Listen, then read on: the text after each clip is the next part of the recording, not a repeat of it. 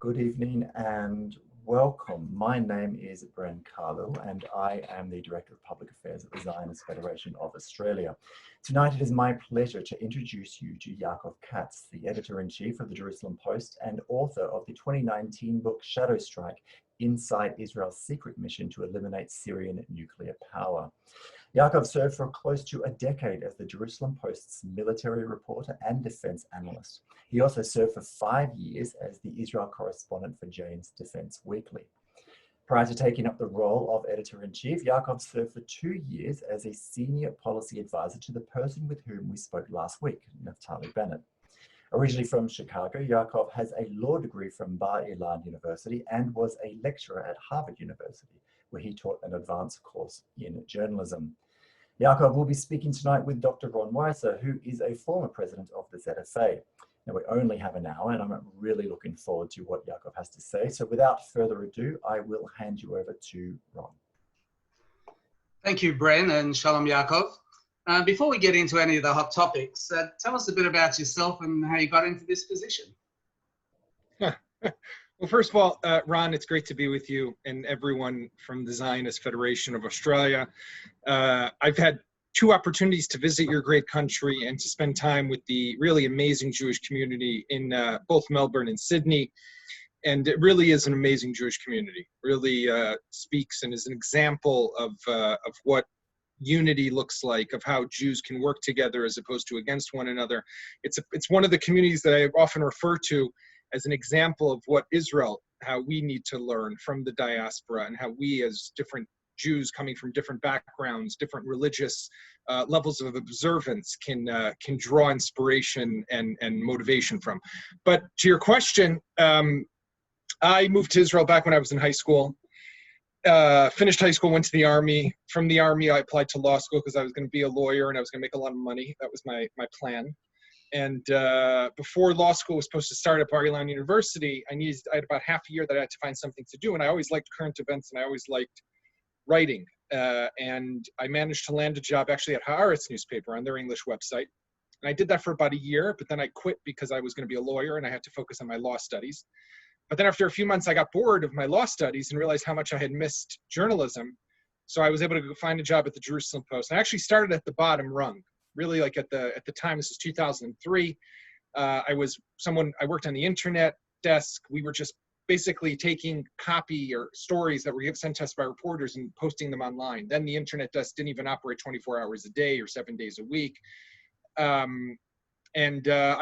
climbed my way up so I always say to my workers as an example, I think I am an example of someone who started at the bottom. But if you work hard and you have drive and motivation and you're passionate about what you do and you invest in what you do and you love what you do, then you can get far. So that's my story in a nutshell. Okay, thanks. Before we get to, again, the hot issues, one last sort of general question. Being an English language newspaper, the Jerusalem Post, probably more than the Hebrew Press, is sort of a bridge between Israel and the diaspora, at least the English-speaking diaspora, particularly the United States, Britain, and of course Australia. Do you perceive that it has this function as well? And does it affect the sort of stories you cover or how you cover them? Oh, without a doubt. I look at our role as a newspaper as first and foremost of being the voice of Israel to the world, or the window of Israel to the world, but also being as that bridge, as you so accurately said, between the state of Israel and the Jewish communities across the world in the diaspora. I believe that it stems from a number of reasons. First and foremost, I think this is the character of what our newspaper is supposed to be, since it was established in 1932 by Gershon Agron, who was the first editor and founding editor of the newspaper. Later became the mayor of Jerusalem. As many of you probably are familiar with, the Rehov Agron, the street, Agron Street in downtown Jerusalem, is named for him. But what Gershon Agron envisioned back in December of 1932, when the first paper was printed, was that the Palestine Post, as it was called then, now known as the Jerusalem Post, would be this window to the world, would be there to tell the stories of what was happening in the holy land of the state of then, the land of Israel, mandate of the British mandate at the time, later to become the state of Israel in 1948. And it was to tell those stories to a larger audience, not just to the people who lived within this country. And I think that that's definitely what has been the purpose and the shining light to which many of my predecessors have kind of stuck to over the years, and I've definitely taken on that role with great passion, is that we have to tell these stories to the Jews of the diaspora, but we also have to tell the stories of what's happening in the diaspora to the people who live here in Israel, and to try to create a common language, because too often we focus on division. Too often we focus on the problems that exist in that relationship, and there are problems, and we don't shy away from them, not for 1 second.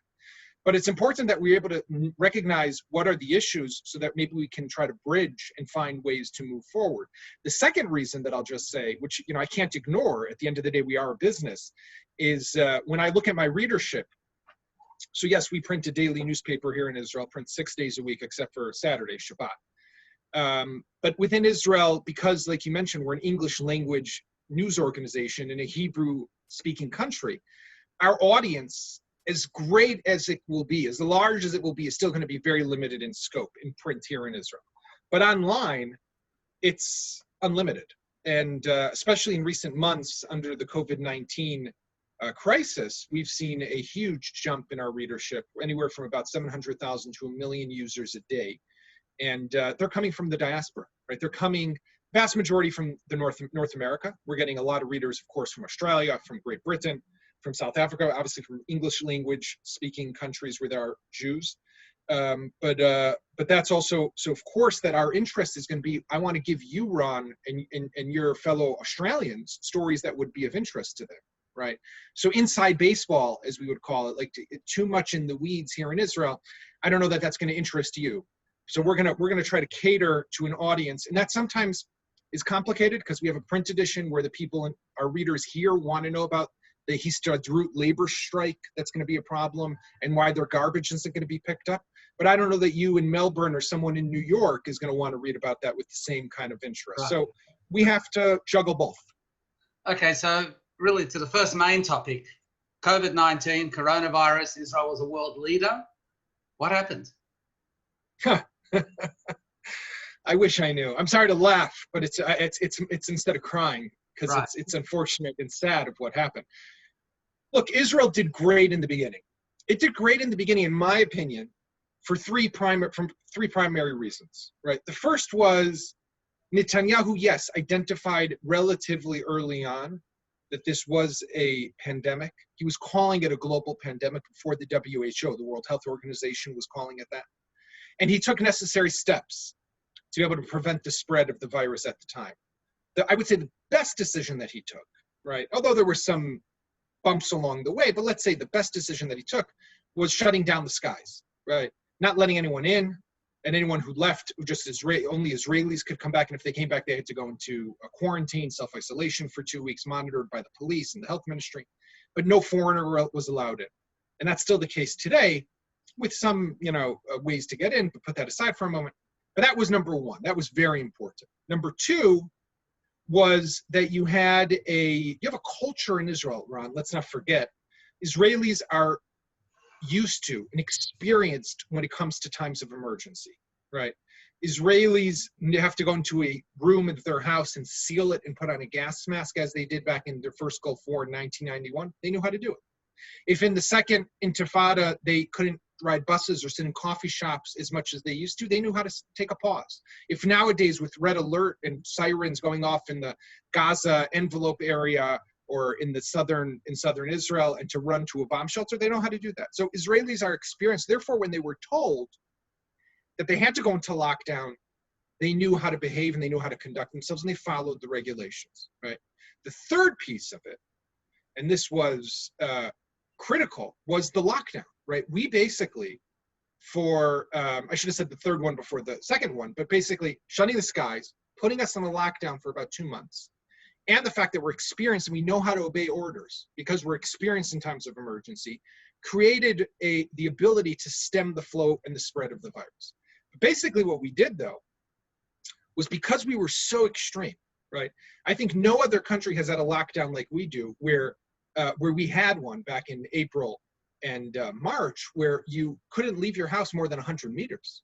Right? My daughter and I, we would go for jogs. I live on a small alley in the neighborhood of Baca in Jerusalem. So we would go for runs, basically just around back and forth on the alley, and we calculated that we're always within 100-meter distance of our house, right? But just up and down, up and down, up and down, to at least move something. But you can't, no one else has done anything like that. And that was very severe and very extreme. What that did, though, because it was so extreme, it killed the economy. So then when it was, the numbers had gone down and we flattened the curve, the government was under immense pressure to reopen the economy. So they tried to do it gradually, but the pressure was keeping up and kept on getting harder and stronger, that the government eventually caved and opened up everything. So we closed down so much, but then when we opened in an extreme way. We went from 0 to 60 like a sports car within 4 seconds. And that was a mistake. Prime Minister Netanyahu has recognized that mistake. The other problem, I think, is that while we bought this amazing window of opportunity, right? We flattened the curve. We stopped the spread of the virus. We did well. But A, we opened too fast, but B, we didn't put in place the necessary capabilities that were needed to be able to deal with a second wave. I hate to say it, but I think we're one of the few countries in the world that went into a second wave worse off than we went into a first wave. Like, where is our contact tracing mechanism? I saw a study last week showing that for every 300,000 Israelis, there's only one epidemiological, whatever the term is, investigator. It's someone who calls you and says, okay, where were you? Where do you go? Who do you meet with, et cetera, to be able to do the contact tracing. In comparison, in Germany, you have 1 for every 4,000. In New York State, you have 1 for every 6,000. We're 1 for every 300,000.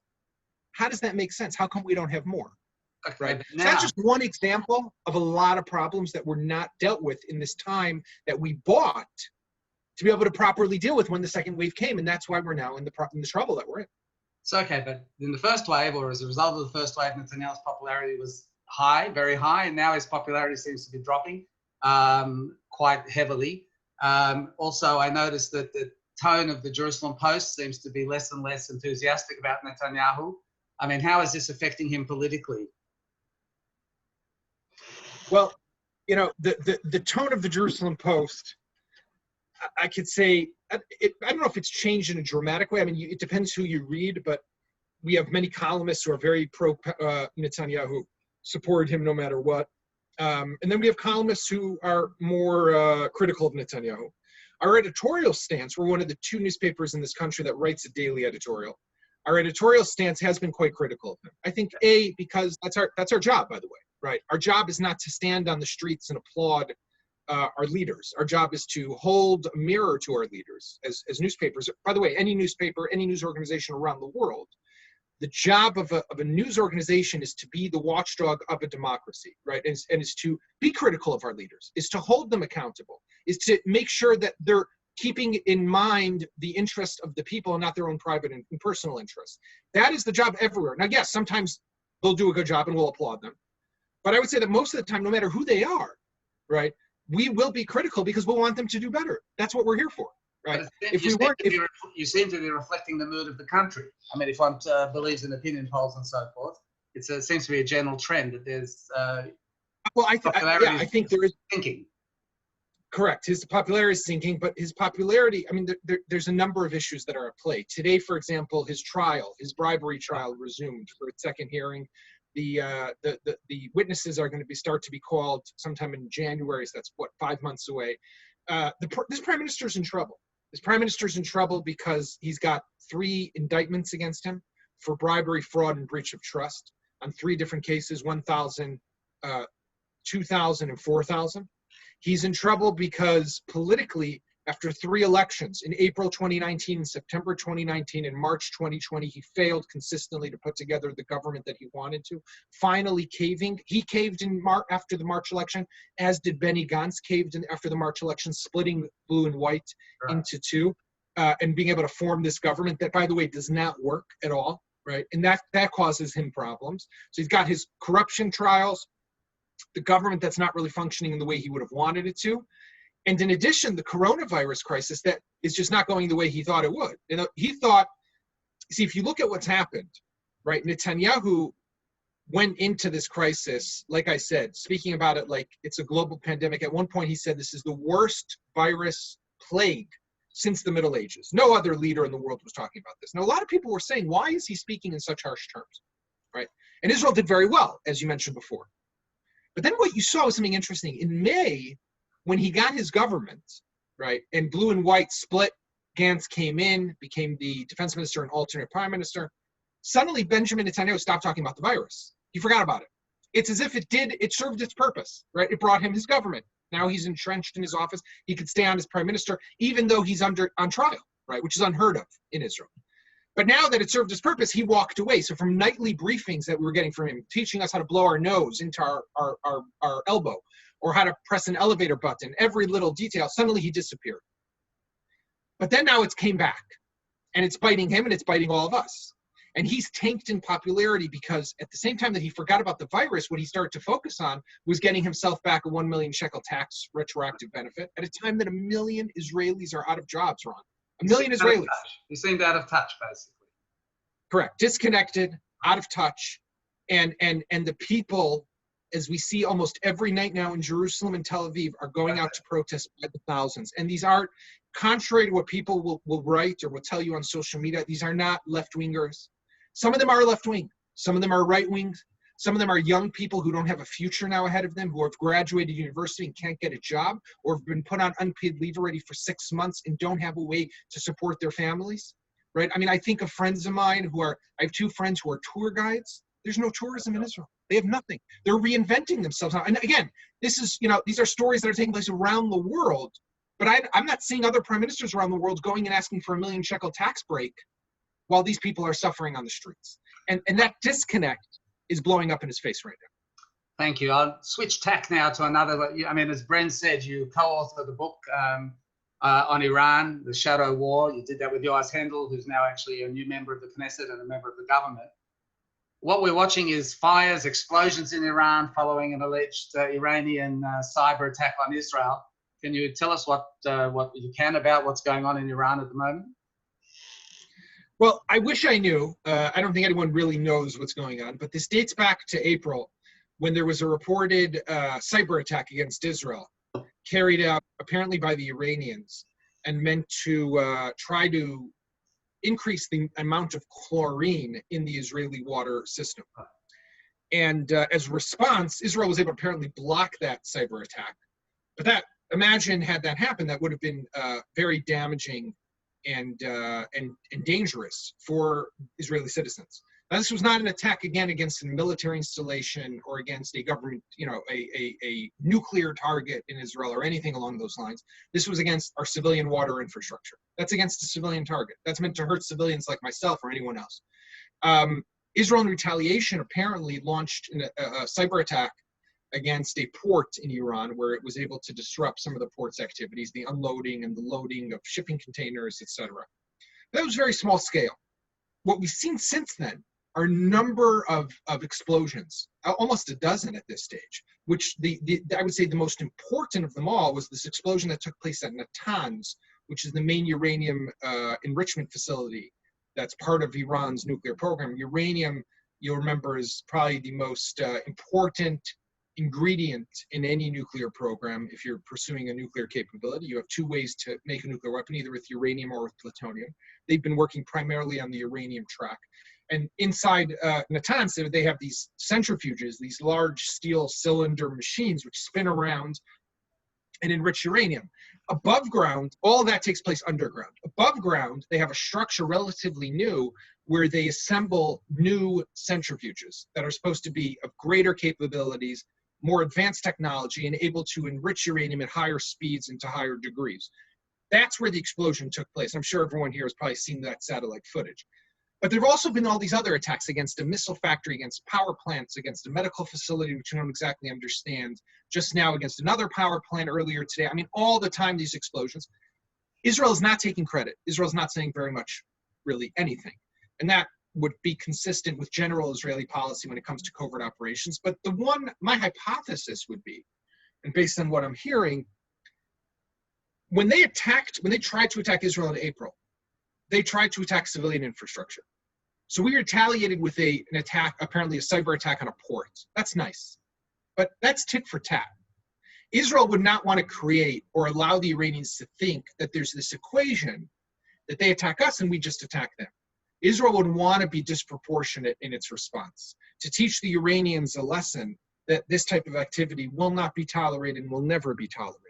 So what we're seeing, if these strikes are part of some covert operation, it would be consistent with general Israeli military doctrine, is to create a deterrent against an adversary like Iran, that you think you can attack our civilian infrastructure. Well, you do that, we're going to take out 20 different sites. And we're going to teach you a lesson and make it clear that this is something you should never, ever try doing again. So do you think it's more that, and but in terms of the actual damage it might have caused to the nuclear program, is that just small beer, or do you think that that's also been an effective tool?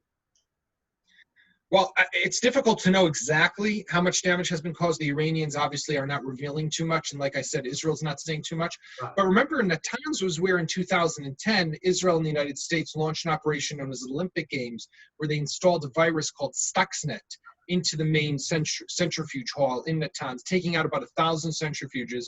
And at the time, intelligence officials were saying that this set back Iran's nuclear program by anywhere from a year to 2 years. This explosion above ground at the hall or in the facility where they assemble the new centrifuges, will that set them back by that same period of time? I don't know, but there are estimates that this is going to at least delay them by several months, right? What we do have to remember though, Ron, and this is important for any conversation about Iran though, is that all the sabotage is very important, right? It delays, it sends a message, it creates a deterrent, but they have the technology, they have the know-how. So even an airstrike that would take out their facilities, they would be able to potentially rebuild them, right? It's not enough on its own. There's the arms embargo that's going to be up for approval in the United Nations Security Council in October. There's still the JCPOA, which is intact, even though the United States has the 2015 nuclear deal, even though the US under Trump has pulled out of it. So sabotage is great, but it's not going to be enough to stop them forever. Moving slightly sideways, but still connected to Iran, I was very interested in the editorial you wrote just before Shabbat on China and Iran, because, you know, when Pompeo flew to Israel to warn Israel not to award the desalination plant tender to a Chinese firm, et cetera, it seemed like Israel was responding, and it didn't. So it seemed like Israel was responding to American pressure. But your editorial, which I presume was written by yourself, just before Shabbat, was actually highlighting why Israel shouldn't deal with China on the basis that China, or because of China's relationship with Iran, and growing, I presume. Yeah, I think that the issue with China right now is really important for Israel, but is a major issue that's causing a lot of tension between us and the United States, right? But what I was trying to get across in the editorial was that it's not just because of China's trade war with the US that we should be sensitive to this issue. China and Iran, according to a report in the New York Times that has then been confirmed by diplomatic officials around the world, is working on a military economic alliance with Iran, going to be valued at about $400 billion over 25 years, which will see the Chinese invest in upgrading Iranian infrastructure, as military and civilian, in exchange for a discounted price on oil. Right now, excuse me, what this means is that if Israel allows the Chinese, which are contending for every tender in major infrastructure project in this country, and the one that I pointed out was the one that is supposed to be finalized. It was supposed to be finalized, by the way, at the end of the month, July 30th. Then on Thursday night, by the way, Ron, which is just interesting timing, I wrote my column. It was on the page ready to be sent to the printer at about 8 p.m. Israel time, and I got a notification in the opening line was read with, in 2 weeks on July 30th, right, the tender will close.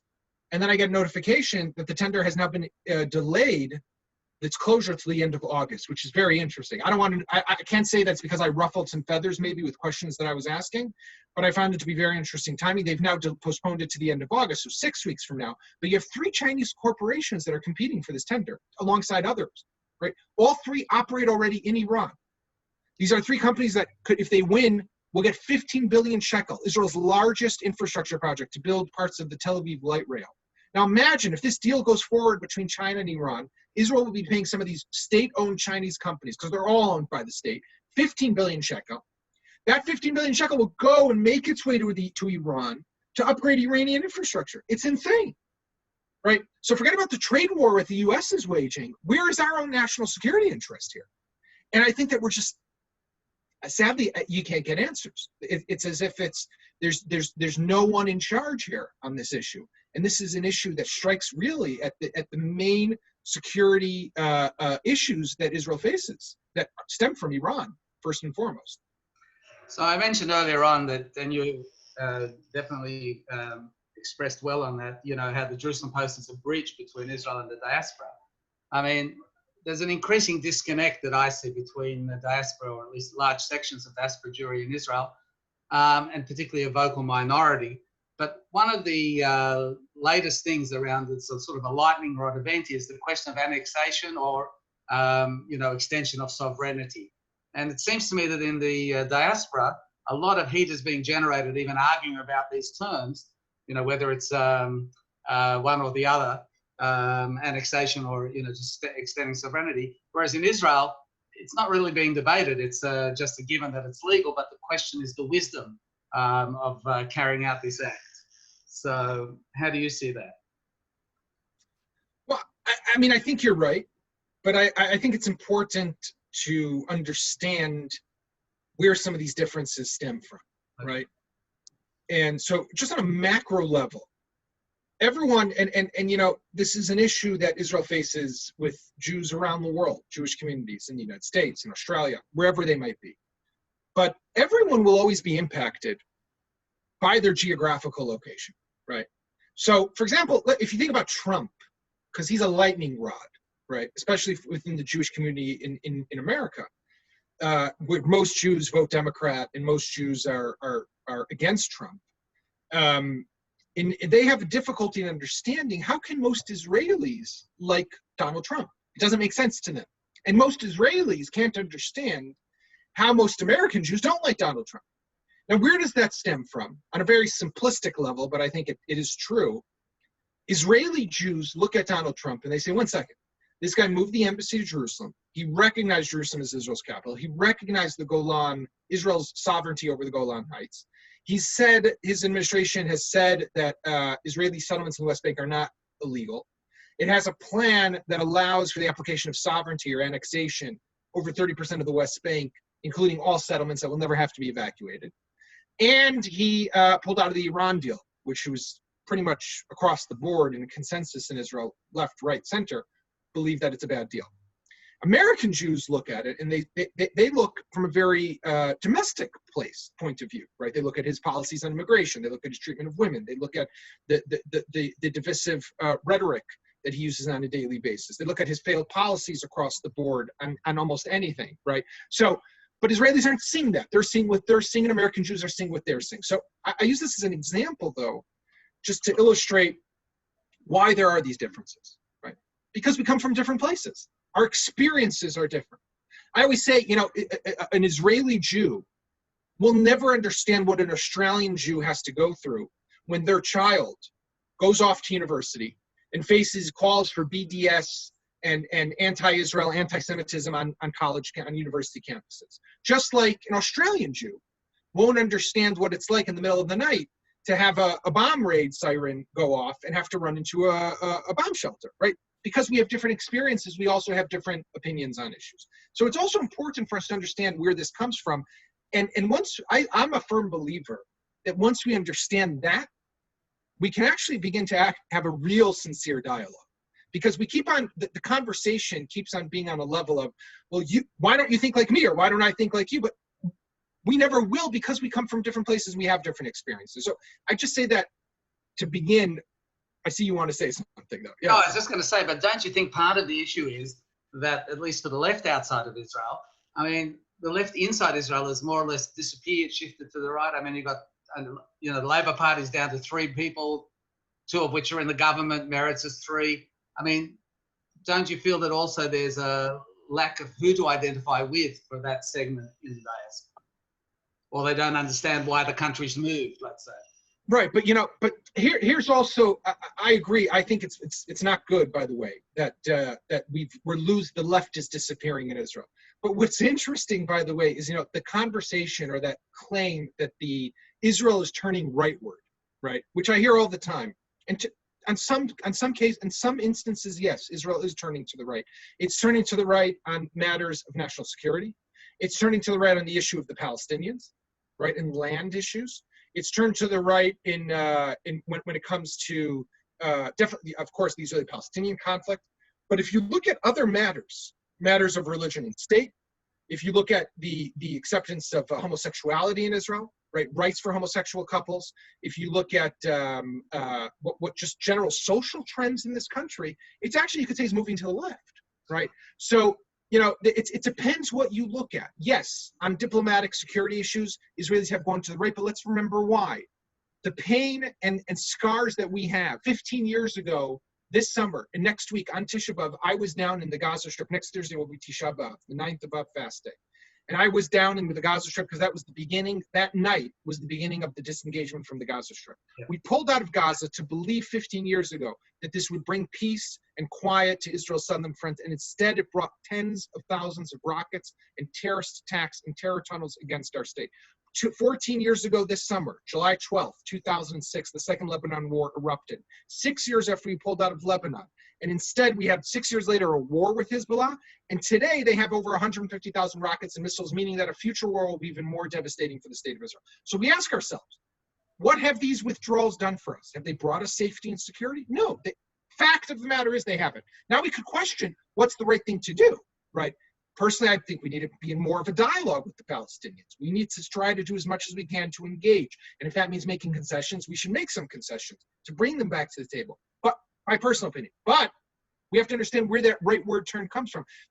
On a social level, we're turning to the left because we're actually a liberal society, Israel. I think this is a really big change that the diaspora hasn't got. I mean, on security issues, you've been mugged by experience and there's been a move to the right.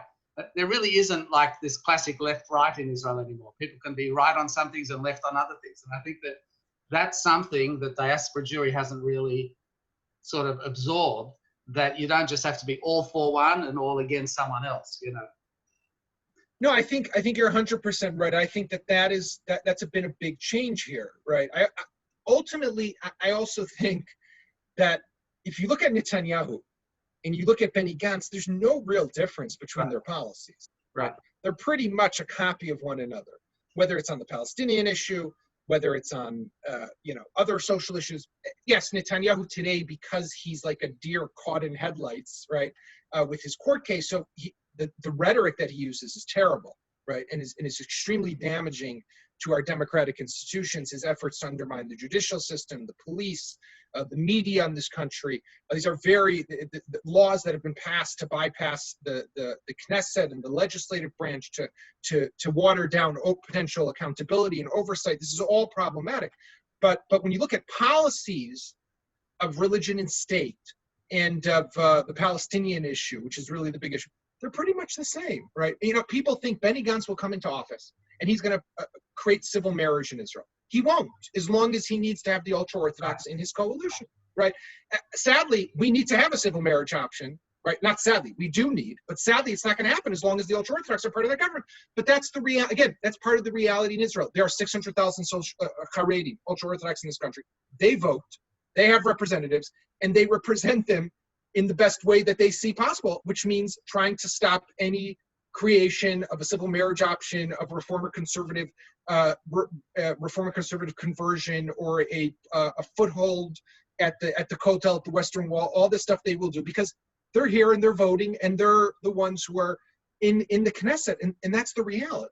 So before we go back and push you on a question about what your view is on annexation, one question from the audience. So do you see democracy as being under threat in Israel? This is like a headline that's blaring across sections of the diaspora quite frequently. Unfortunately, I do.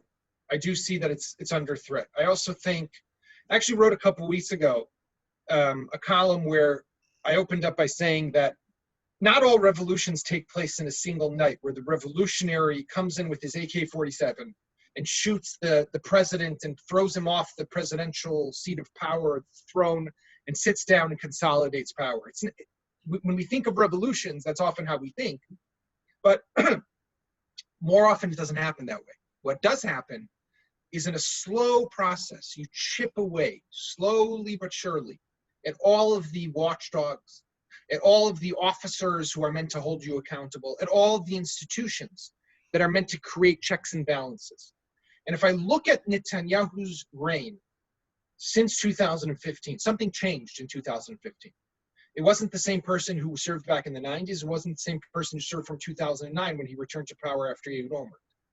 2015, there was a shift. His rhetoric changed, and his efforts to undermine our democratic institutions increased. The rhetoric that he used during 3 election campaigns, delegitimizing 2 million of Israel's citizens, the Arabs, in a way that has never been spoken about by an Israeli leader in the past, is I'm sorry to say it, but it's terrible. It's disgusting.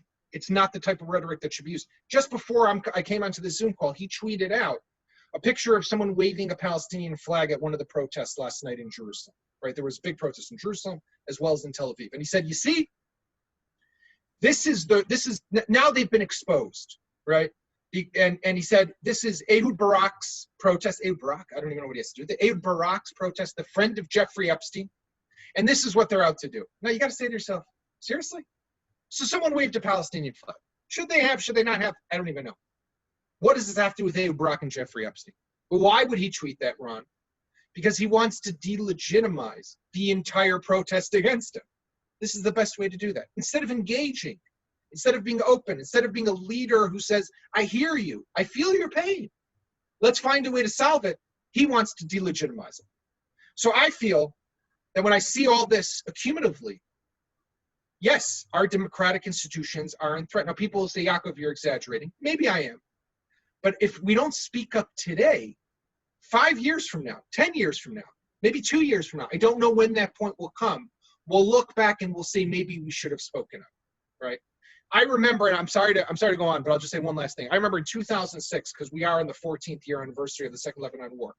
I was the main reporter covering that war during that period of time, and there were reports during the war of the failures that took place. And we all know there was the Winograd Commission that was set up, and there were major flaws and failures that were, the report came down very hard. And Olmert, who was the prime minister, and Dan Chalutz, who was the chief of staff, who stepped down, and Meir Peretz, who was the defense minister at the time. But we reporters were hearing about this stuff in real time. And many of us refrained from reporting about it. You know why? Because we felt that at a time of war, you have to stand by your country. It's not the time for criticism. When the guns are blazing, there was in 1982, when the first Lebanon War began, there was a famous editorial published in Yediot Achronot, in the large Hebrew daily in Israel, which ran by the headline "Sheket Yorim," quiet, they're shooting. At a time of shooting, you don't criticize. And I remember during the coronavirus, when it first started, people were very critical of us. They're saying, especially of me in particular, how can you criticize the government at a time like this? There's a war against a virus. But in my eyes, it's our job now to criticize. We can't wait till later. If we wait till it's over, then the lives that might have been saved, and I don't know that we could have saved lives. I don't know that if in the Second Lebanon War had we spoken up early, maybe one kid, one young soldier would have been saved. I don't know, but maybe. And therefore, we have a responsibility to stand up and speak up now, as opposed to waiting for us to wake up one day and say, "Where did it all go? What happened?" So at the same time, you've got the traditional media, yourselves and so forth, but you've got the rise of social media and Twitter and that sort of thing, which makes it much more difficult to just have, the don't speak now, keep everything quiet, shoot this person. And you've got the Bari Weiss thing now with the New York Times. Do you have any views on the use of social media or what happened to her at the New York Times? Look, I can't speak to what happened to her more than what we all have read, right? Reading her resignation letter and reading, just in general what's happening at the New York Times. But I think it's no secret. You see, the New York Times has moved in a very far left direction, where it's a hostile environment. You see what happened to James Bennett, who was the op-ed editor, who was very well respected, and because he published an op-ed by Tom Cotton, a U.S. senator, who voiced, I think, what was a legitimate opinion about those marches and demonstrations that we need to use, that the U.S. needs to use force and call in the military, and for people to go, for New York Times staffers to go and react the way they did, it's not surprising if Barry Weiss was in fact discriminated against in the way that she portrays in that resignation letter. And it'll be interesting to see how this evolves. I mean, based on reading her letter, my assumption, as I guess an editor, so if I was her editor, my assumption would be there's a lawsuit coming, right? And probably a book that's going to follow, and then a big speaking tour that's come next. But I wish her lots of luck, and she's been a strong, important voice in everything that's been happening, especially with regards to the rise of anti-Semitism around the world, and particularly in the United States. But look, social media today is a cesspool of disgust, right? I mean, I'm on Twitter, I'm on Facebook, and we're active there, and it's important to be there, especially as journalists and as news organizations. But it's terrible what you see there sometimes. It's just terrible. It's an unchecked megaphone. I mean, and a yes, sense, and a lot of it operates inside an echo chamber. So, you know, it's just reinforced, and it's false news. I mean, it's used. So a lot of it is an echo chamber, that's true. What it also does is, if you were once upon a time an anti-Semite who was afraid to voice his or her opinion, and you would sit at home and maybe write some manifesto and send it to a couple of friends by mail, nowadays you have an outlet for you to pour out the most disgusting, vile content you can imagine, and get liked and get shared and get retweeted, and it's an opportunity for you to voice opinions in a way that people didn't have in the past, and it goes unchecked.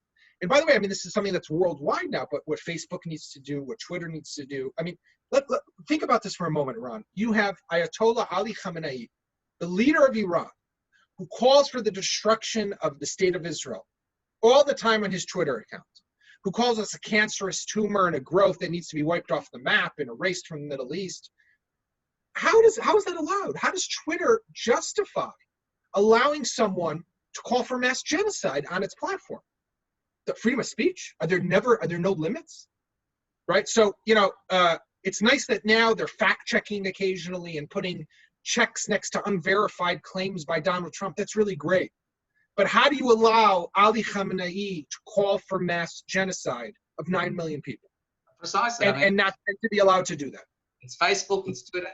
Moving back to that previous question, which we didn't get to push you on yet. So what is your view on annexation or extension of sovereignty? And the real question, after you give us your view on that, is, I mean, Netanyahu didn't speak about it for 10 years. All of a sudden it became an election issue. Then Trump also made it a hot issue. Has it disappeared? Has it become too difficult? Has it not become a priority? Well, like, what's happened to it? But first, your view. We're all looking.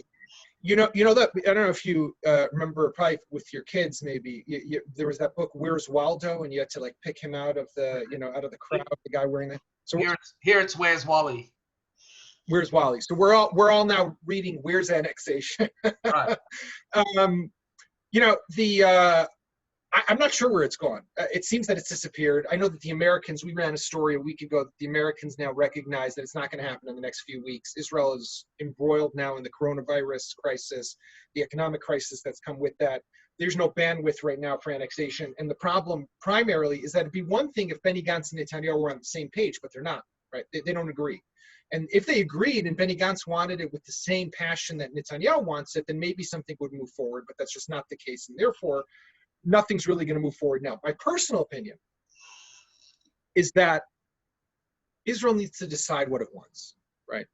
Israel needs to decide, after 53 years of us being in control of this territory, right? Whether it's legitimate, it's illegitimate, that's a question to put aside for a moment. The legality, put that aside. I believe it's legitimate, but others could disagree. What do we want to do with it? We've held on to this territory for 53 years, since 1967. We've developed it. We have over close to 500,000 people who live there. Is it Israel or is it not Israel? And if it is Israel, it's time to do something. If it's not Israel, it's time to do something. What do we want as a country? Now, it's great that we have a US president when a plan that has been put out says, I will recognize your application of sovereignty, right? That is the reason why things are now moving, potentially. Right, because in the past that's never happened, that you had a U.S. president saying, "I would recognize the application of your sovereignty in Judea and Samaria in the West Bank." But even with that, Correct, in the 30%, but where the settlements are located. Right, but there's a But price even to pay for that, isn't there? I'll get to that in a second. Before the price, remember that we don't need the US president to tell us what we can do. We should be deciding what we want to do. What is in our strategic interest? Is it to apply sovereignty, to annex, and to maybe do what the doomsdayers will tell you is pave the way to a binational one-state solution? Or is it in our interest to disengage from the Palestinians, try to bring them back to the table in different ways possible, concessions, whatever they might be, to be able to separate and create a two-state solution? What do we want? And that's for us to decide. When Menachem Begin in 1981 applied Israeli law to the Golan, he did it without consulting with anyone.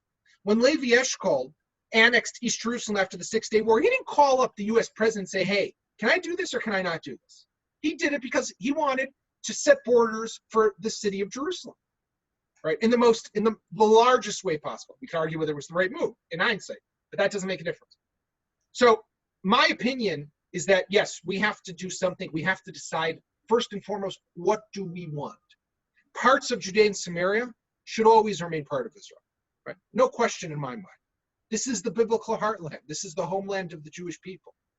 Were we there forever? No. But were we there 3,000 years ago? Hell yeah, right? And we have a claim to this land no different than anyone else, especially considering the fact that there's no one who really legally has owned. Jordan relinquished its rights to it and its claims to it. The Palestinians never really existed as a people before then. But beyond even getting into the legality, I also think that they should have a state. And it's in our interest for them to have a state. Right? We do need to find a way to disengage. But the way we're going about this, I fear, is not the right way possible. But you made a point about Gantz and that not being any differences. I mean, ultimately, they also do agree on which areas should ultimately remain inside of Israel. They just disagree on timing and under what conditions. So the areas themselves are not controversial. I think isn't it more the modality of getting there and how you go about it and when you do it that's the issue? Not necessarily. They also don't agree on the exact amount, right? Netanyahu would like more. Gantz would like less. Although Gantz is also, I spoke to a few of the Americans who met with Gantz in the last couple of months during their visits here. They walked away not unclear exactly what the man wants, right? He uses catchphrases like, I don't want to annex too little. I don't want to annex areas with a lot of Palestinians, but not with too many. I mean, it's all these catchphrases that don't really make sense. I want to do stuff in coordination with the international community, but also we should do what Israel needs to do. What exactly does that mean when they try to get him to put a finger on the map and say, okay, it's Gush Etzion and Ma'ale Adumim, it's Ariel, Gush Etzion and Ma'ale Adumim, it's just Ariel. They can't get him to confirm, and I think that Jordan Valley as well. That added to some of the frustration of this whole process here. Jordan Valley. Also keep in mind, I'll just add one little thing. Okay. I think the Americans are actually being responsible for once, maybe, on this issue, and they recognize that they need Benny Gantz to vote in favor of it, because Netanyahu has two tracks to possibly approve annexation. One is to just bring it to the government, just to ministers, hold a vote in the cabinet. The other one is to do it through the Knesset. In the Knesset, he would get probably a majority, because he'd have, even though Naftali Bennett's party, Yamina, is in opposition, and Avidro Israel Beitenu was in the opposition, they would vote in favor of annexation. So if Gantz was opposed to it with his 18 ministers and Knesset members, whatever it is, 18, 19, he would still get the approval in the Knesset. But the Americans understand that they need it approved by Gantz. Why? Because first of all, if they come to Trump and they say, hey, Mr. President, Israel, we want to move ahead with Israel on the annexation. His advisors come to the president, and the president says, okay, where do they all stand? They say, well, Netanyahu wants it, but the guy who's supposed to be prime minister in just a year, he's against it. Trump would be like, why would I want to do something that the guy who's going to be prime minister doesn't want to do? And the other side of that is, let's say Joe Biden wins in November. He comes into office in January, and it's much easier for him to undo something when he says, I need to be more of a Zionist than the guy who's the defense minister and supposed to become prime minister, right? So it's important to have everyone come at this together.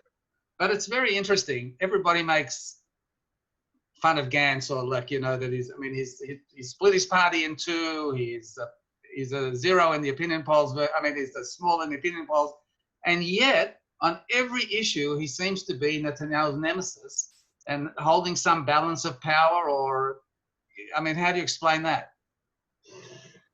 Gantz is in a lot of trouble, right? He's in a lot of trouble politically because he did something very unpopular by joining Netanyahu. I mean, look, I look at myself as an evolving Israeli Jew, right? When Netanyahu was indicted, I wrote a column where I said, I don't think he can stand as prime minister, right? I don't see how someone who's been indicted with such severe charges can continue to run a country. Every decision that he makes will be looked at as insincere, will be suspect with an ulterior motive. And that's happening already, right? And that's dangerous for any democratic society. But when the virus struck and Gantz made the decision to come in, I actually applauded him for it. And I thought that this, yes, because of the circumstances that we're under and we find ourselves in, this is the best case scenario. We need to find a way to come together to move on. But while Gantz did that, it came with a huge political price. He's now polling at single digits, right? 9, 8 seats in the future if elections were to be held. And therefore, for him to rebuild himself, he does need to present himself as an alternative. So every step of the way, you're right. This is what I mentioned before of how this government's not working so well. They clash all the time, right? And that's a problem. But that's because of the political situation. So I wrote at one time that when Gantz made the deal, even he didn't expect to become prime minister. Do you think there is an expectation that he will ever become prime minister? And I'll leave another question on top of that. Some people have only seen Netanyahu for their whole, adult lives as prime minister. Who do you see in the post-Netanyahu era as the outstanding candidates? Well, I think that from what I hear, talking to people in Likud and blue and white, no one really thinks that Netanyahu is going to let that transition take place in November 2021. Today, at the second hearing of his trial, the judges decided on the timeline and the schedule of the hearings to come, and the witnesses will start being called in January of 2021. So that's 5 months away. They're going to be holding hearings 3 times a week. Those are usually full days in court, many of which the defendants need to attend. How does he do that and stay on as prime minister is very difficult for me to envision at the moment, but anything's possible. But I would imagine that Netanyahu will want to try to avoid having to find himself 3 days a week in court. So I wouldn't be surprised if some election is called suddenly before then, if not even earlier. Basically, it's going to be an interesting summer and winter, and fall and winter when it comes for Israel. Don't forget that the expectation also, so you have his trial going to go into high gear in January. Around that same time is when the 3rd wave of the coronavirus is supposed to hit, right in the winter in Israel, when they're expecting the real, sadly, a very large disaster, because you'll have the flu with corona at the same time. Our hospitals will be overcrowded and overrun, and we still don't know how we're going to deal with that. Look at what's happening now in the summer months. So this is a huge challenge, and all that will come together at the same time when his trial goes into high gear. It'll be interesting to see what happens. So I don't think that anyone really expects that to happen, that Gantz will become prime minister. But listen, anything I've learned in Israeli politics, Ron, anything possible. The chair I'm sitting in right now in my conference room at the Jerusalem Post office, I had Yuli Edelstein, now our health minister, who sat here after the second election. Okay, when then he was Speaker of the Knesset. He came here, he met with our staff, and he said. And I asked him for permission. It was an off-record talk, but I asked him afterwards if I could quote him, and he said yes. He sat here and he said, there will never be a 3rd election. It just won't happen. Impossible. We never should have had a 2nd election. Everyone will know to be responsible and prevent the 3rd election. Behold, there was a 3rd election. Right. So don't believe any prediction anyone tells you about anything when it comes to Israeli politics. The second part of your question, though, of who do I see on the horizon, it's difficult to put my finger on one single person. I think that within the Knesset, there's a lot of people who are capable, who could stand out. Likud, if Netanyahu were to step down from Likud, there would be a battle within Likud, and you have a couple of people there who are impressive. You have Gideon Sa'ar, Nir Barkat, Israel Katz, Gilad Erdan, who's now been sent to the United Nations. So that would be interesting to see what happens. Yair Lapid is riding high now as the leader of the opposition. Naftali Bennett is doing a good job I know you spoke to him last week, but he's kind of the coronavirus czar of sorts here in Israel. But the thing with Naftali Bennett, who you were the advisor to, he always does well between elections in the polls and never at an election. So you just took the words out of my mouth. He's great at polls, but he's bad at the poll. At the ballot box, correct. I mean, I like Naftali a lot. We're personal friends, but I don't agree with him on a lot of his policies. But you know, that's not the issue. I think you're right. I mean, he's doing really well now in the polls. He's been able to suck away some votes from Netanyahu. I do think, though, something has changed with him, though, is that in all previous elections, he never came out and openly attacked Netanyahu like he is today, right? And that's a sea change for him. As part of the right, he always thought, and his strategists always told him, not myself among them because I was not a political advisor, but was that you have to no attacking Netanyahu because your followers, your constituents, like Netanyahu as prime minister, but they want you next to him, right? So don't openly attack Netanyahu, you'll lose votes. What he's seen now in the opposition is that attacking Netanyahu is actually getting him votes. And therefore, if that were to continue through an election campaign, it would be a difference. And therefore, I can't say that he'll get the 13 seats he's polling at now, but he might get close to it. But I don't know that he's in the position to become yet prime minister. I mean, he's still got a glass ceiling over his head with the party that he's in, which is still very much perceived as this religious party.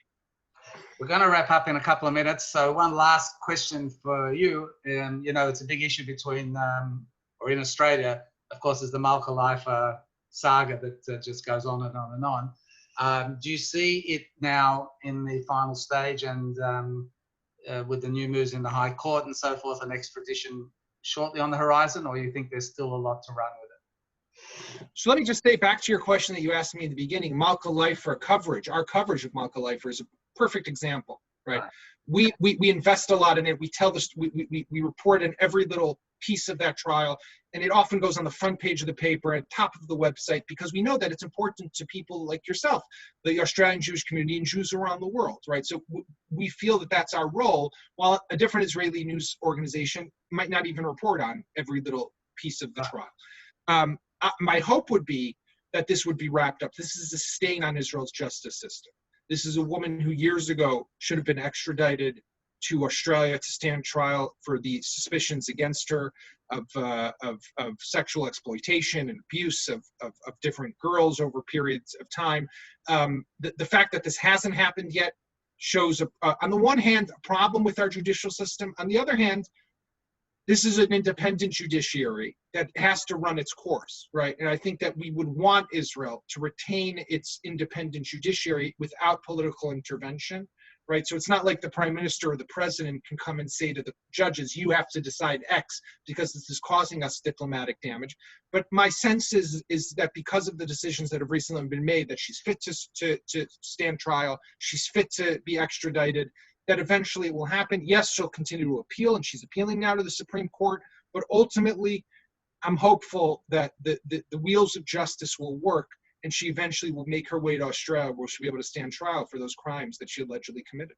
But that's the big point that you make, because I was very active during the Maccabeah crisis after that, and that was a political issue, and this is a judicial issue, where at least we have, at least today, the politicians on all sides, very keen to see her back in Australia and just allowing that judicial process to run its way through. Right. So on my behalf, I want to thank you very much. It's been very interesting for myself, and I'm going to look forward to reading your views in the coming period. And I'm going to hand you back now to Bren to do the thank yous and the finals. So thanks a lot, Yaakov. Thank you, Ron. And good luck. Yaakov, Ron, thank you so much. That was a really fascinating discussion. Wide range. To summarize it properly would take far too long. I was really fascinated by your comment, Yaakov, on how Israeli society has had a progressive shift. It's on societal issues, but of course on security issues, it's moved rightward. Obviously in the diaspora and certainly in the non-Jewish media, so much reporting about Israel is about the security issue and its relations with its various neighbors, and not about Israeli society. So it was really interesting and insightful comment to bring out. Yaakov, thank you so much for your time this afternoon in Israel, this evening here. Ron, thank you again. To everyone, we will be back next week at 8 p.m. We will send out details in the next day or two. And in the meantime, have a very happy and safe week, and we will see you next week.